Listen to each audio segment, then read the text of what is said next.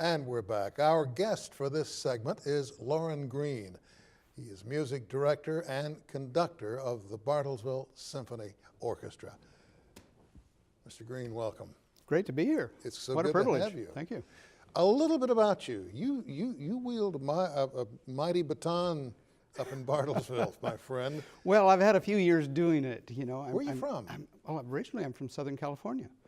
Grew up in Pasadena, California, and moved here when I was out of graduate school in 1977. Had to be culture shock. And it was culture shock. I was long-haired single guy from California with blue jeans and sandals, and they didn't quite know what to make of me.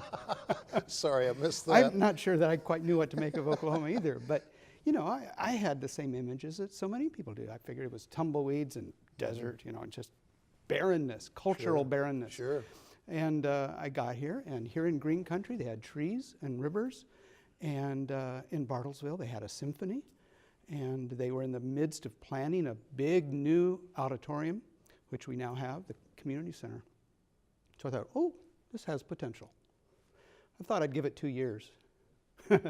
I'm in my 39th year. That's now. an amazing Yeah. story. I love it, but I've heard it before. Oh, well, I have heard this before. when you get my age, you tell stories. No, not from you. I mean, I've heard other folks say the same thing. They came in for a, Yeah. for Oh, a year sure, or two, sure. and all of a sudden they turn around and it's been 50 years. Yeah, that's right. You know, because they just embrace everything that's here, Yeah. except the politics. Anyway, we've got a big show coming up, or you do. Tell us a bit about that. Well, we do have, our next concert is coming up on February 13th. And this is one of several concerts we give during the season. The orchestra is a combination of some community players still, but a lot of professionals from the Tulsa, Kansas area, all this whole region. Mm-hmm. And so we have a full season of concerts, and we attempt to sort of give a variety, a varied menu, as it were, over the course of the season. So what we have, we're trying out for the first time this year, is a Valentine's concert. And we've never done this before, but since the Saturday was so close to Valentine's Day, we thought, let's just give it a romantic theme. And so that's what we're doing. Has it been difficult for you to find not adequate musicians, but really good musicians for Bartlesville? Because folk out there are thinking, they've got a symphony in Bartlesville? Well, I know that's it. Believe it or not, the Bartlesville Symphony is coming up on its 60th anniversary. Mm-hmm. It's been around since 1957 and was originally formed out of the Phillips Oil Company, and it was the Phillips Symphony. Sure. Until about the time I arrived, then they broke away and became the Bartlesville Symphony. But still, for most of those years, it was just local players that, and by local I mean Bartlesville players, who were there mostly because of the oil company, and they had education from around the world. But things have changed over the years, and now we've grown much more professional, and so we have exciting, volunteer, interesting amateurs combined with the professionals who play in the Tulsa Symphony and the Signature Symphony, and we combine these in a really happy mix of players who just love what they're doing. You know, it's an interesting, I don't know if you call it a dichotomy or not, but as this country developed, as the United States moved west, it took with it musicians, singers, songwriters, dancers, and all of a sudden culture began to spread much the same way as the country did. That doesn't make a lot of the history books, and it also doesn't make it into motion pictures or television as we know it. There's so many aspects to that cultural spread through the centuries, because there's the ethnic aspect, that is certain ethnicities moved through the United States. They brought with that their culture, their artistic backgrounds, and but then there's this interesting combination in America, being so young as it is, of combining the heritage of Europe that came over on the boats, so to speak, with the new America, which was forming its own artistic culture. And so you have this intermix through the 1700s and through the 1800s, really. And it's only as you reach the 1900s where you get a genuine, at least in music, a really genuine American product that is the outgrowth of some of the folk influences and popular influences, and then the European classical influences. And there are purists out there, fortunately, who are hanging tight to some of those early roots. Well, there are, and that's good. That's good. But in this day and age, with symphonies and with any artistic group, it's a different world, you know? And demographics change, generations change. What was normal to one generation is new to the next or unknown to the next. And so a symphony walks this tightrope between finding something new for the newer generations, yet hanging on to their heritage, which is an immense and wonderful artistic heritage of orchestral music, in our case. You mentioned the different influx of the different ethnic groups.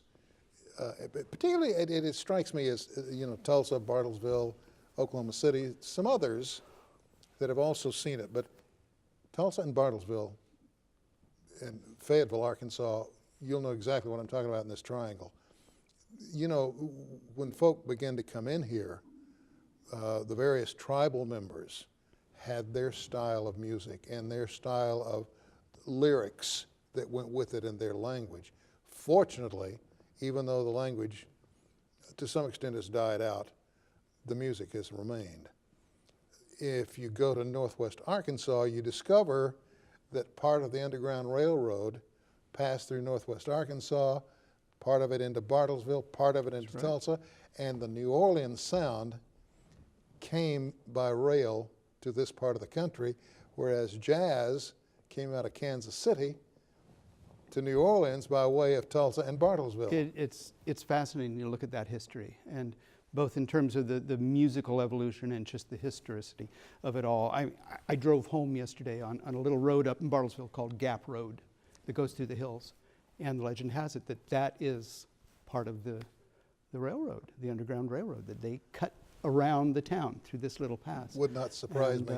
But that's history, but yet it's all part of our culture. We did a work a season or two ago which featured a Native American flutist and storyteller and singer. And he told a Native American tale about the elk and how a flute was made from his horn and so forth, with original compositions and beautiful video.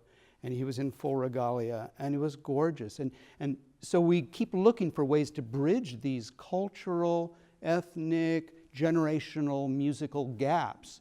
And a symphony gets a bad rap sometimes because people assume they're over here in this elite corner with their pearls and their furs and so forth. But yet, at the same time, we're looking for ways that we can connect with those who are, who don't know anything about what a symphony does. You are, of course, hands-on Yeah. with musicians and with the symphony and with the people who support it. Yeah.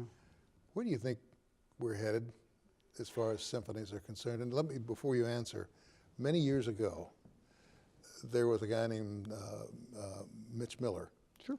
who bemoaned the fact that they weren't building civic auditoriums to accommodate singers or musicians because the sound just didn't work. He said when you go in with an orchestra and a chorus, you're hit with flatness. Yes. And there's no good way to get a good solid recording out of it. But he said architects don't care. They're in it for looks. Well, and it's a looks, and of course, anymore, the musical needs of amplified music. But that's beginning totally to different. change again, though, hasn't it? One nice thing about the hall we play in the Bartlesville Community Center is they did design it for multi-purpose use. Now, you have compromises always, but it is a world-class hall for orchestras. They didn't really compromise that. But it is adjustable, for the different acoustics of amplified versus whatever. But yes, if an orchestra walked into the BOK and tried to play a concert, it would be lost.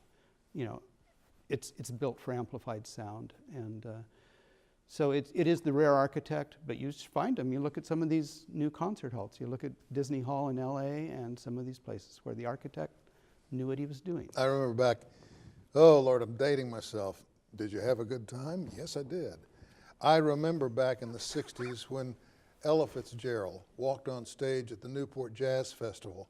The microphones went out. She sang a cappella with a piano and brought the house down. Oh, yeah. Brought the house down.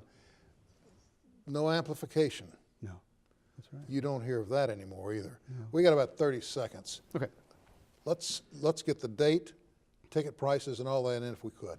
Well, just real briefly, February 13th, Bartlesville Community Center.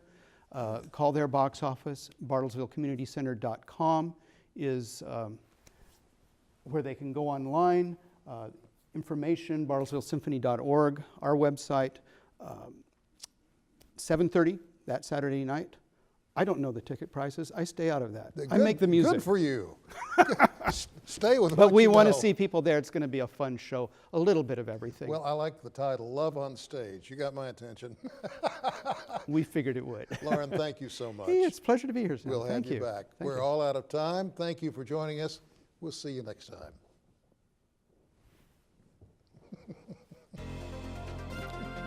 Sorry.